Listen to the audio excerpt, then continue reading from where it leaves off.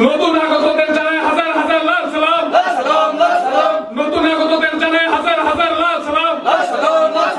BJP এবং দীপ্রামাতা ছেড়ে যারা আমাদের সাথে যুক্ত হয়েছেন তাদের জানাই হাজার হাজার লাল সালাম।